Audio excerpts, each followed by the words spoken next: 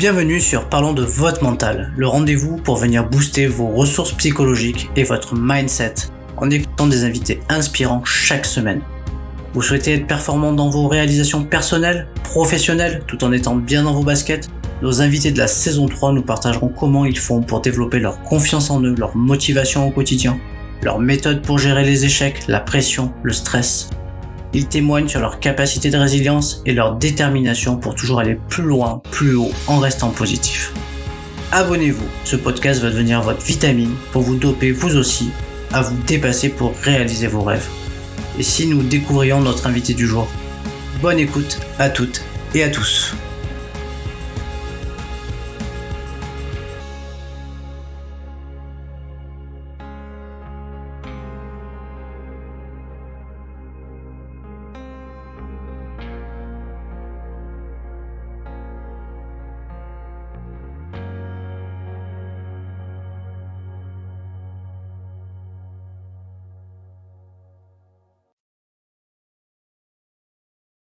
Bienvenue à toutes et à tous pour une nouvelle saison du podcast Parlons de votre mental.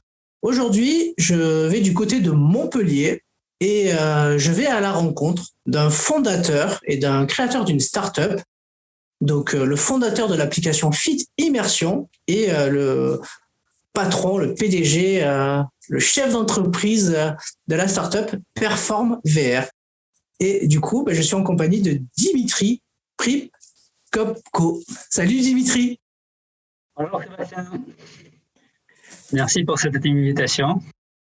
C'est avec grand plaisir Dimitri que je t'accueille sur le premier épisode de la saison 3 du podcast. Donc je suis vraiment très content de t'accueillir. Et du coup, écoute, on va commencer tout de suite. Alors j'ai lu un peu quelques informations sur ton parcours. J'ai trouvé ça vraiment génial. Alors, j'ai lu que tu étais né en Russie, que tu étais arrivé à l'âge de 10 ans en France et que tes parents étaient des athlètes professionnels. Alors, je ne sais pas dans quel sport, mais tu vas nous le dire. Est-ce que tu pourrais revenir un petit peu sur ton parcours? Ça marche. Pour l'historique, comme a dit Sébastien, je suis arrivé vers l'âge de 10 ans. C'est mes parents qui ont voulu s'installer en France parce que le milieu sportif était assez intéressant ici, donc ils faisaient pas mal de compétitions en athlétisme, pour être exact, sur des distances moyennes et longues, donc c'était entre 10 km et marathon. Voilà, ils avaient un certain niveau, donc mon père par exemple, il avait 2h10 au marathon, ce qui était parmi les meilleures performances mondiales. Et ma mère qui avait un niveau un peu en dessous, mais quand même qui faisait des podiums assez souvent. Voilà. Donc moi, étant fils des sportifs, moi-même j'ai dû me mettre au sport, vu qu'on passait presque tout le week-end en compétition. Moi-même, j'ai commencé à faire du sport et eu un certain niveau, surtout en étant jeune, on va dire jusqu'à la catégorie senior, même au début de senior. Ok, donc en fait, comme on dit souvent, les chiens font pas les chats, donc famille de sportifs, forcément très souvent les enfants sont sportifs aussi. Alors du coup, tu as fait certainement des études après, je suppose. Dans quel domaine tu as étudié? Tout à fait. Après, moi, j'ai fait, j'étais dans l'informatique. J'ai fini par avoir un master en intelligence artificielle il y a d'ici 15 ans à peu près. J'ai eu un stage de fin d'études dans une start-up, en fait, au début, ce qui m'a beaucoup plu.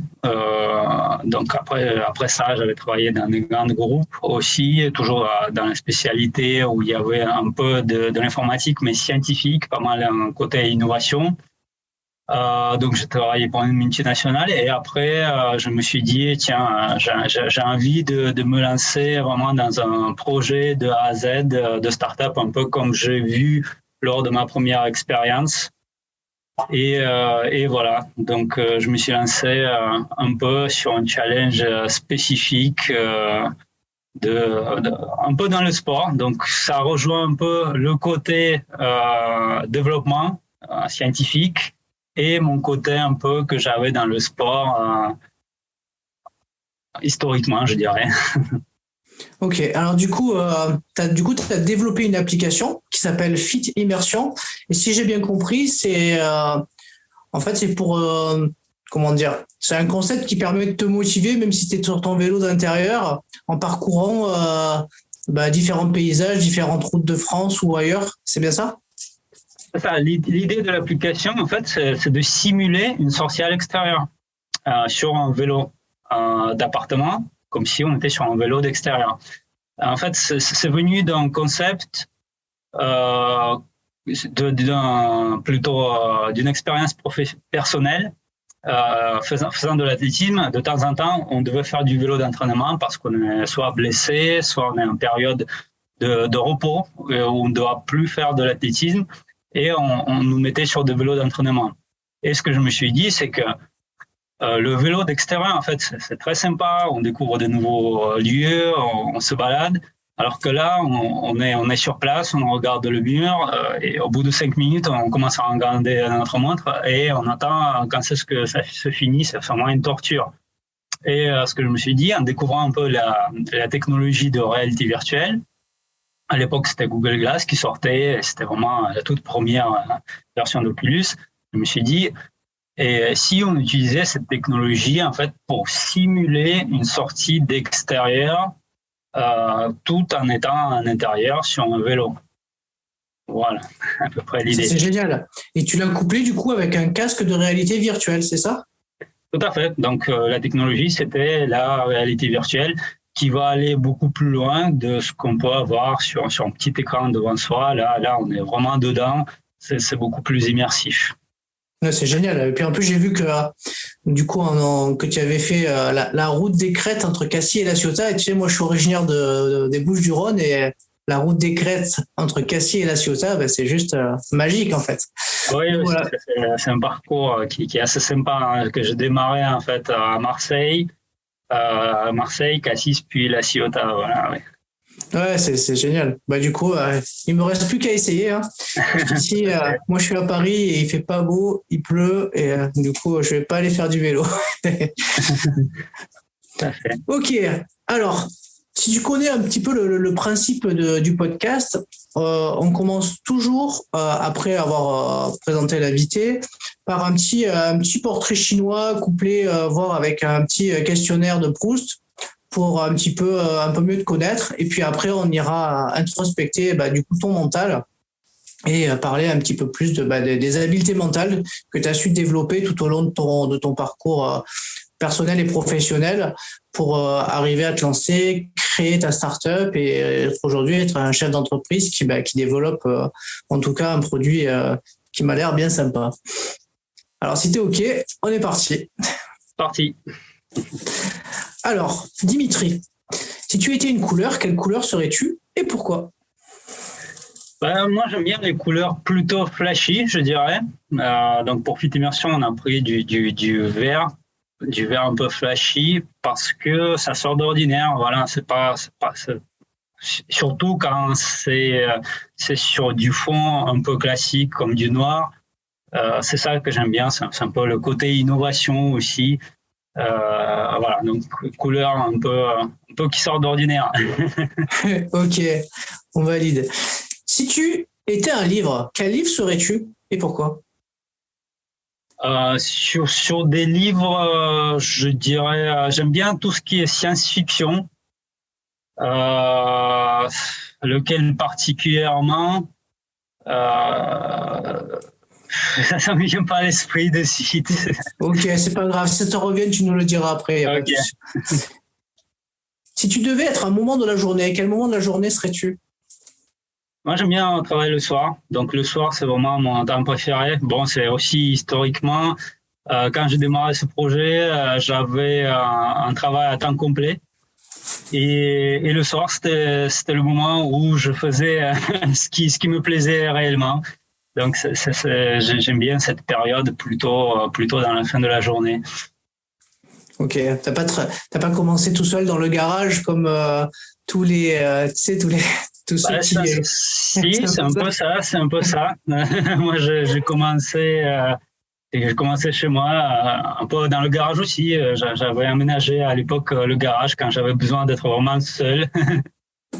Bon, génial. Bah ouais, c'est un peu l'histoire de tu sais, tous les créateurs. Souvent, on montre qu'ils ont tous démarré dans un garage. Donc c'est assez. Et il y en a plusieurs des comme ça qui ont commencé dans leur garage à créer. Alors je pense du coup à Steve Jobs ou à d'autres quoi. Allez, une qualité qui te correspond le plus. Une qualité, ça doit être la persévérance, j'imagine. Bon, ça vient du sport, donc c'est quelque chose que et abnégation en même temps, on va dire. J'essaie d'aller jusqu'au bout d'un objectif que je me suis fixé, peu importe ce qui se passe. Si tu étais une citation, quelle citation serais-tu? Citation.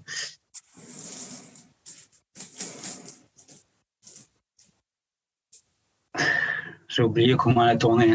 Le français, c'est pas ma langue d'origine, mais on va dire celle qui dit que tout arrive quand on attend bien. Je sais plus trop comment ça se dit en français. Ah bah tu peux la lire dans ta langue natale, après il y en a qui t'écouteront. Je sais pas comment tu le dis dans ta langue natale du coup. Non, mais c'est une expression française, mais je me rappelle plus exactement comment elle se formule. Ah, mais ça, c'est pas grave, ça. C'est pas grave. L'essentiel, c'est que tu t'es retenu, toi, comment la formuler. Quel est ton principal trait de caractère? C'est probablement la patience, l'enthousiasme aussi. C'est que je suis plutôt positif dans la vie. C'est que j'ai l'impression que tout est faisable facilement. Voilà, c'est une qualité et un défaut en même temps d'ailleurs.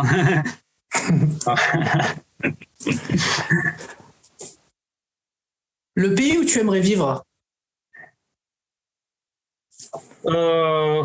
La France, c'est plutôt un pays qui me correspond assez bien. Voilà, je n'ai pas trop de limitations ici. Donc, pour l'instant, pas trop envie de déménager. Ça me correspond. Ok, la France, ça te plaît bien. Ok. Ouais. Et il y a d'autres pays qui te plaisent bien, que tu as eu l'occasion de visiter dans ta vie?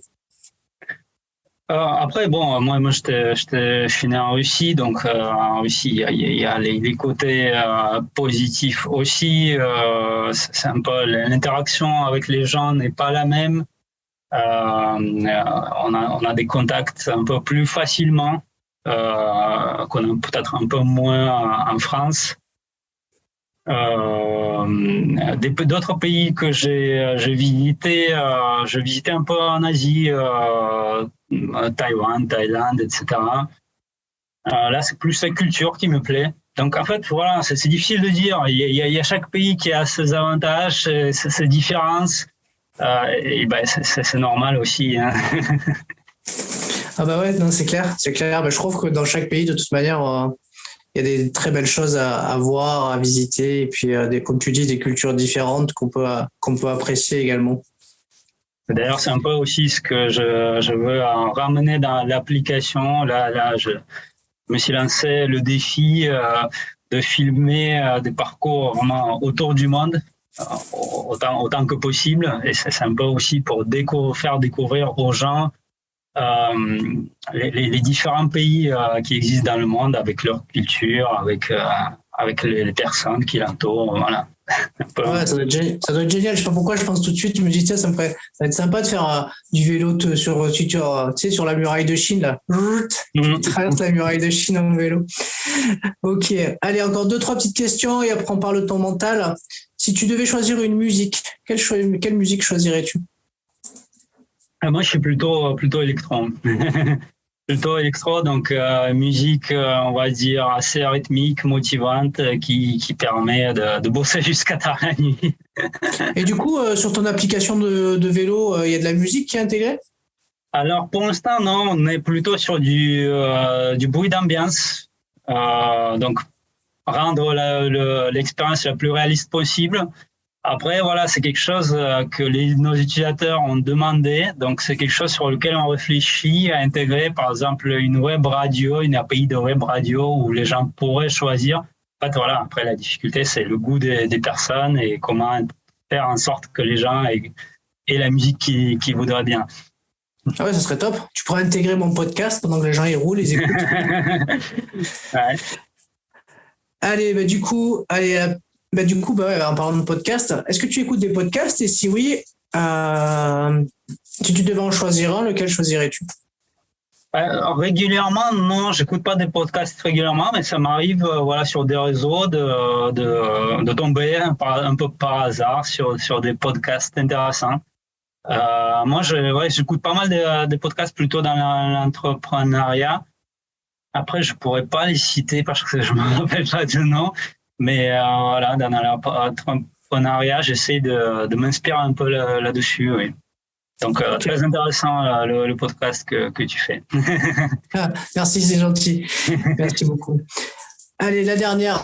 Si tu devais choisir un sport, quel sport choisirais-tu?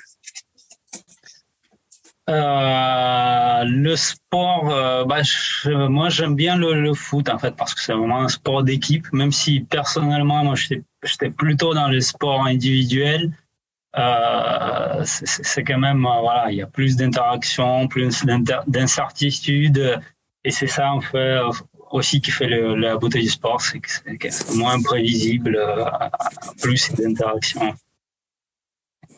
Ok, tu soutiens quelle équipe? Là, c'était pour la Coupe du Monde, c'était la France, bien sûr. Voilà, quand il y a la Russie qui joue, je supporte la Russie aussi. Ouais, ils ont une belle équipe. Ok, allez, on va parler un petit peu, on va clôturer ce petit chapitre qui te présente un petit peu, on te connaît un petit peu mieux, et on va revenir un petit peu sur ton parcours. Qu'est-ce qui t'inspire, ton parcours, avec le recul?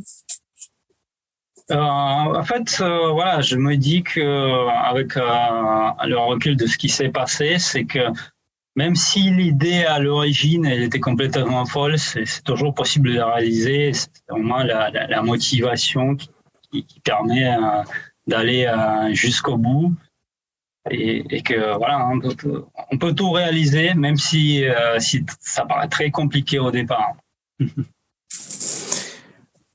Et de quoi es-tu le plus satisfait?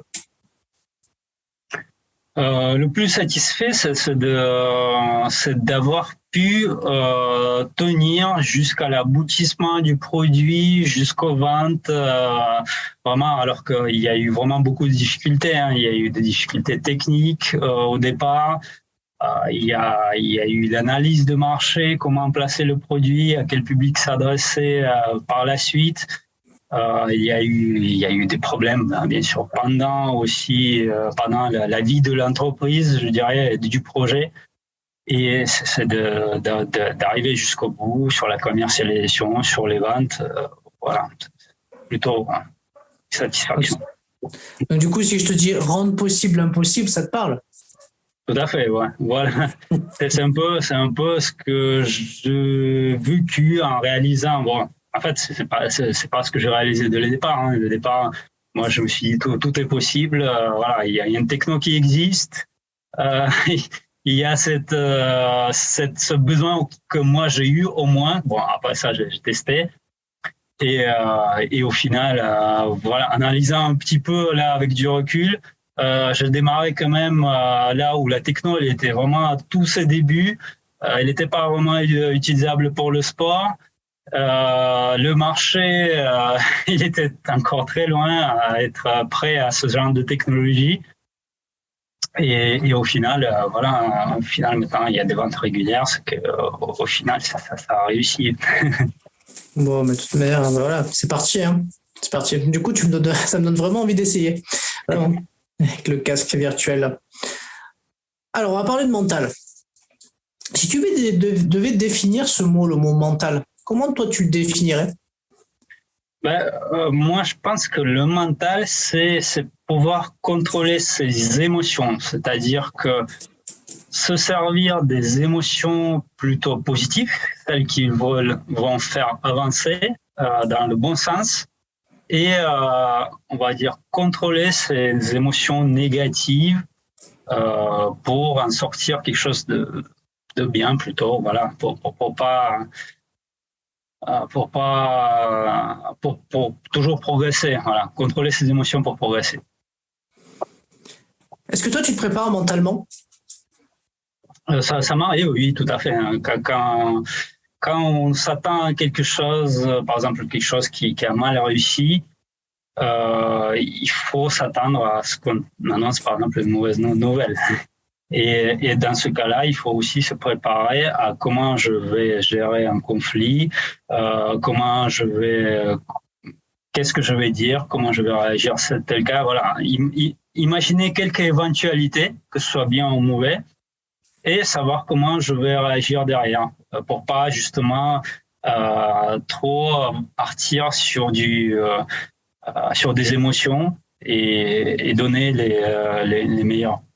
les meilleures solutions derrière. Et quand tu faisais du sport, ou même quand tu voyais pratiquer tes parents dans la compétition, quels sont les outils que vous utilisiez pour rendre votre performance efficiente? C'est beaucoup de la planification derrière.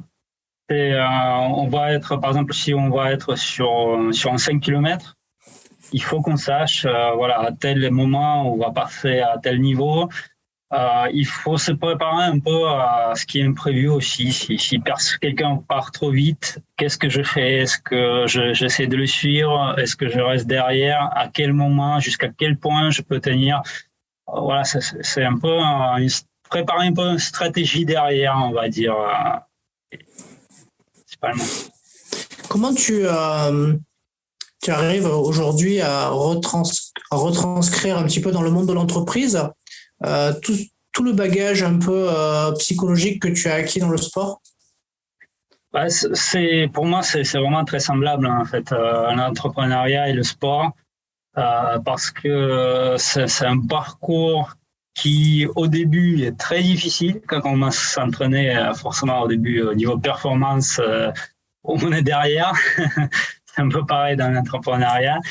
Et c'est vraiment à force d'entraînement. Et du coup, là, c'est à force de répétition, d'amélioration de produits ou de marketing aussi. Les deux sont aussi importants.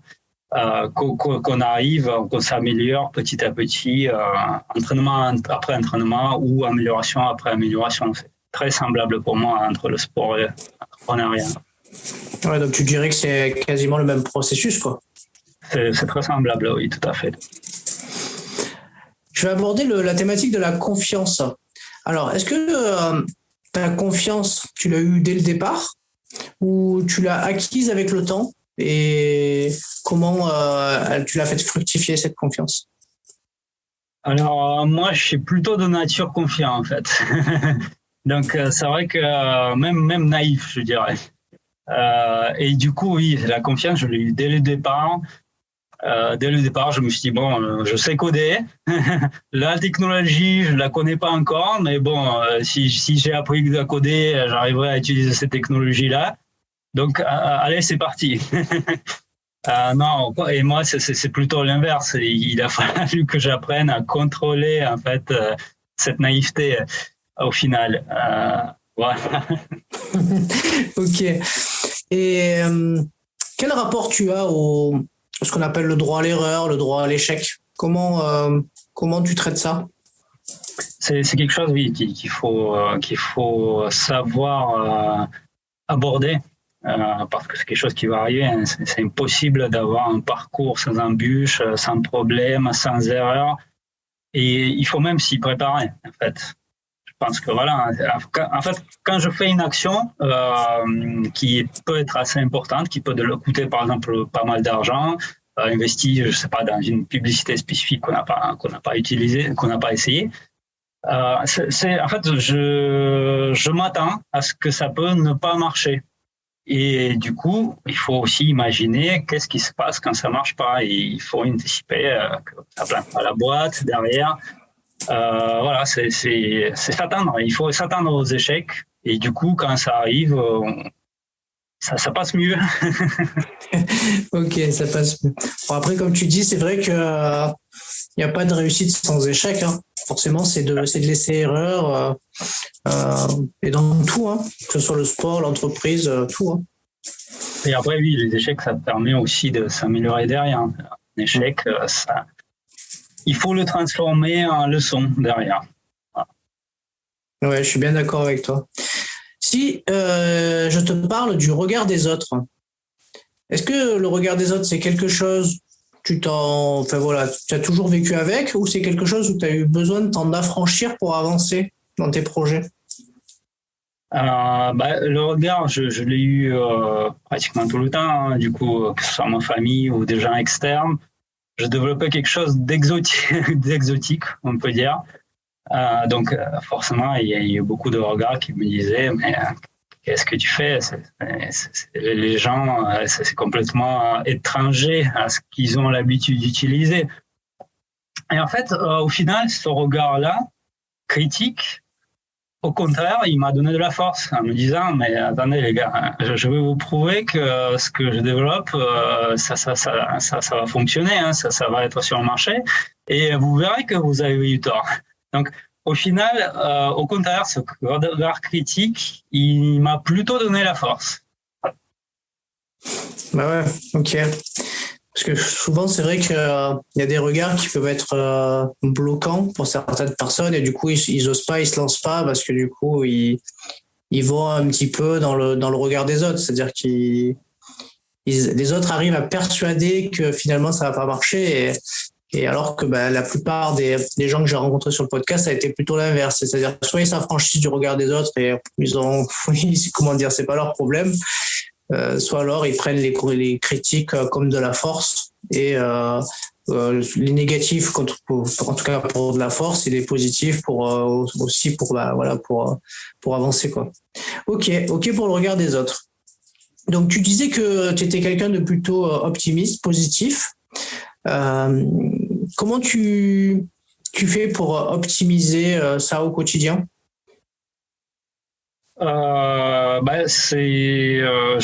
Du coup, ça me permet de rebondir vraiment sur chaque bon côté qui se passe. Hein. Donc voilà, par exemple, une vente qui a réussi, ça me permet d'aller le plus loin. Je me dis voilà, il y a un utilisateur de plus.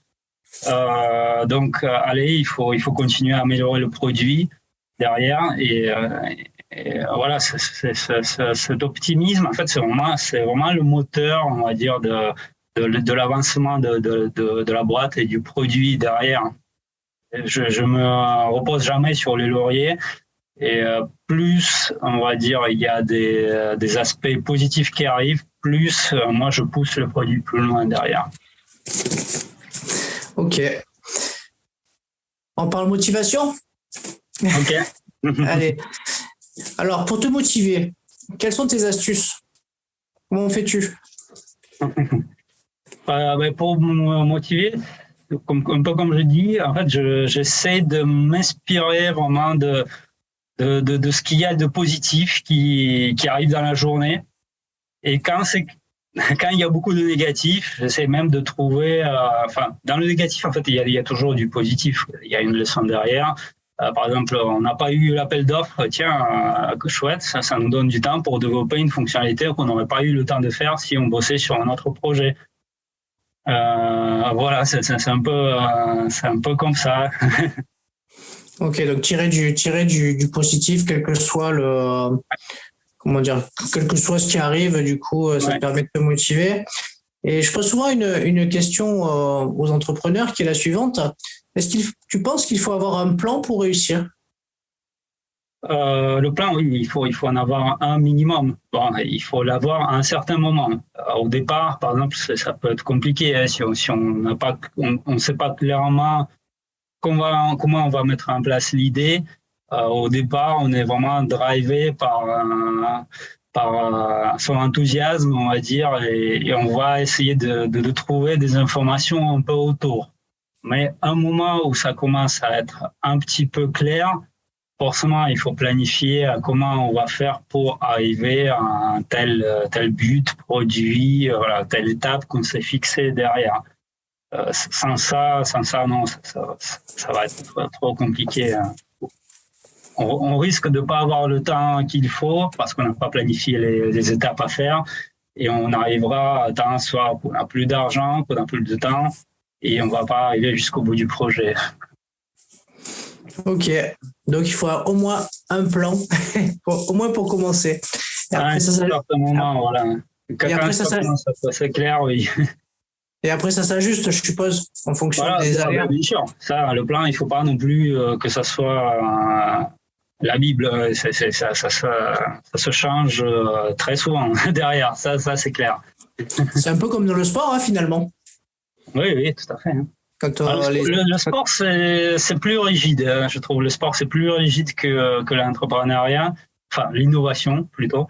Parce que dans le sport, on a quand même, on connaît la saison, on sait à peu près à telle période de saison, on a tel type d'entraînement. Enfin, moi, je parle d'athlétisme.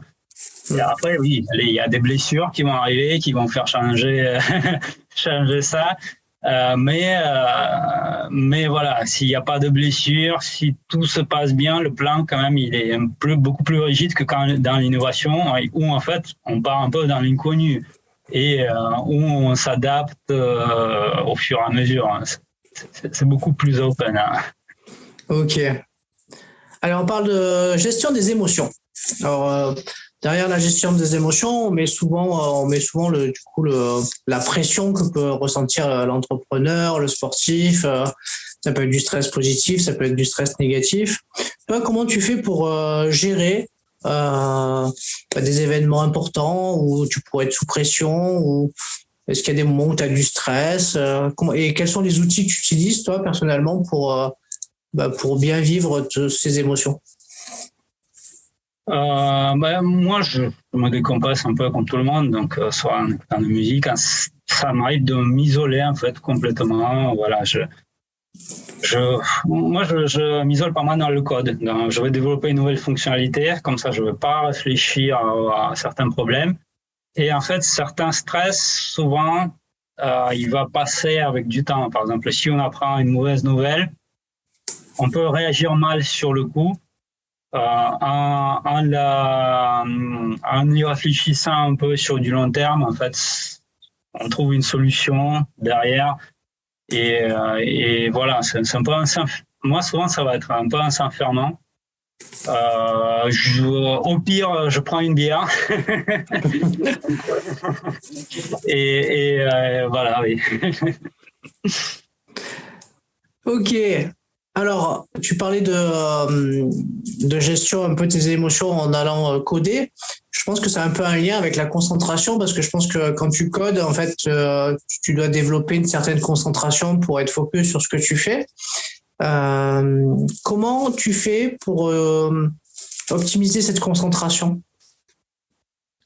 La concentration, c'est quelque chose que j'ai naturellement.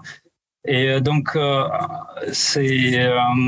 en fait, je vais pas être trop perturbé par des éléments extérieurs.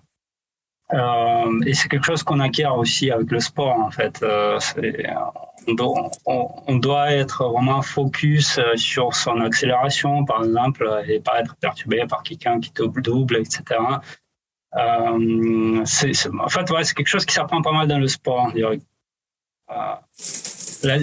Même l'athlétisme qui est un sport quand même assez individuel, et je parle pas des sports d'équipe un peu plus complexes. Ok, du coup, en tout cas, le code t'aide à te concentrer. Oui. Allez, une dernière petite question, et après on clôturera l'épisode. Il paraît que pour avoir une force mentale, il ne faut rien lâcher. Qu'est-ce que tu en penses, Dimitri? d'un côté, je suis d'accord qu'il faut s'attacher à son idée globale, à son projet, mais rien lâcher, je suis pas complètement d'accord non plus parce qu'il faut aussi savoir lâcher certaines idées qui ont prouvé d'être pas bonnes. Il faut aussi des fois se rendre à l'évidence que certaines choses, il faut pas se mentir à soi-même. Voilà, c'est ça que je dirais. Parce que des fois, on sait qu'on a tort et on va quand même continuer à faire la chose parce qu'on a mis beaucoup de temps là-dedans ou de l'argent. Voilà, moi je dirais il faut quand même rester, il faut pas mentir à soi-même. Ok, écoute Dimitri, je te remercie énormément pour le témoignage que tu as pu amener par toutes les réponses par rapport aux questions que je t'ai posées.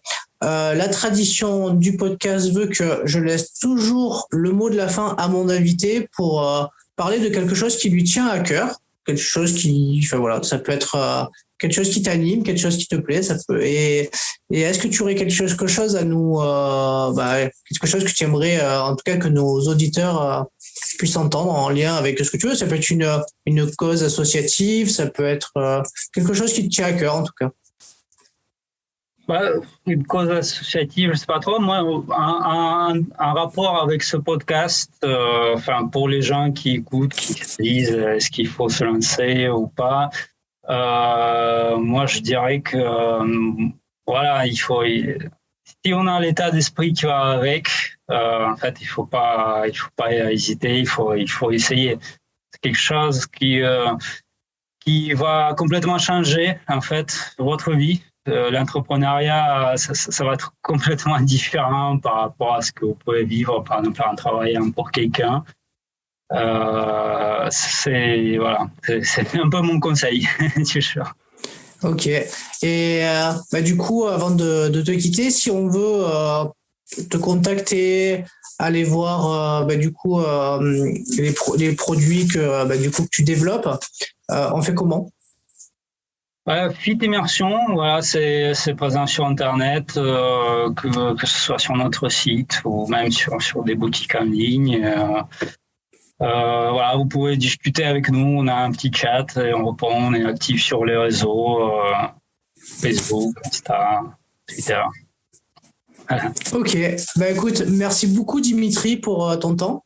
J'ai été ravi de pouvoir faire ton interview et puis écoute, je te ferai mon petit retour quand j'aurai essayé tes produits là, je me mettrai sur mon vélo avec les petites lunettes et on va essayer de faire le Cassis La Ciotat au soleil et pas comme ici à Paris où il fait pas beau. Avec plaisir, je t'envoie ça. Merci beaucoup Dimitri, à très bientôt. Sébastien, bonne journée. Si cet épisode t'a plu, tu peux le partager en me taguant ou en lui laissant 5 étoiles sur Apple Podcast. Tu pourras aussi être tiré au sort pour gagner un test OMSAT pour évaluer tes qualités mentales.